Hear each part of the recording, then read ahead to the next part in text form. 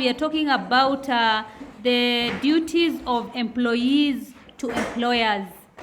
So can we read together those duties? Yes?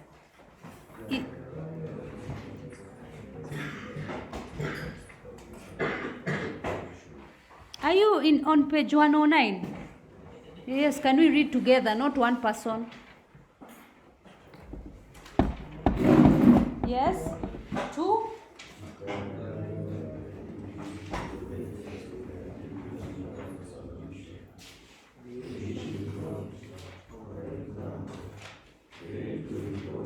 Just a moment. There are other situations.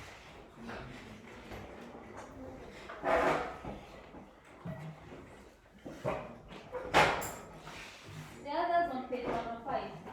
105, they're all higher. Can we start again?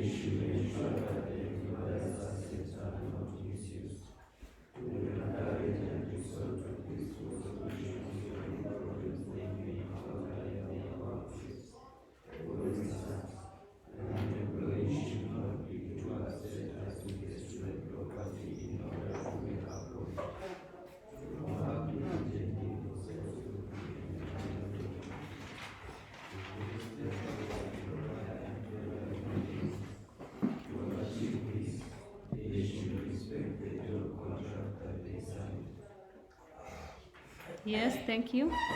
So the duties of the employees to employers. If you are employed in a particular company or an organization, you are supposed to carry out your duty to the best of your ability. That is, you are supposed to work without supervision. The principal is not supposed to check every morning whether I've arrived. I'm supposed to arrive the time that it's required. Also, it is the duty of the employee to respect the property of the employer. Yes? So I'm supposed to, if I'm given a chair, I'm not supposed to break it or stand on top of it. That is the property of the employer, yes? To encourage and resort to peaceful solutions. And here, when you're talking about the property of the employer, there are some companies which give you a laptop, yes? They also give, which company, what do you get from the companies? Yes, phones. Yes, also phones. So you're supposed to respect and protect that property as you're supposed to protect it because it belongs to your employer. Also, as an employee, it is your duty to encourage peaceful solutions to problems. So make sure you don't allow strikes, yes, or you don't allow industrial action. You're supposed to seek or resort to peaceful solutions. In case you have a problem, there is a channel of communicating those issues. Also, it is the duty of the employee to work diligently, yes, to work diligently in order to have self-fulfillment and development. You work for your own benefit, yes, so that you can be self-satisfied, yes, and also you can be able to help the company make profit.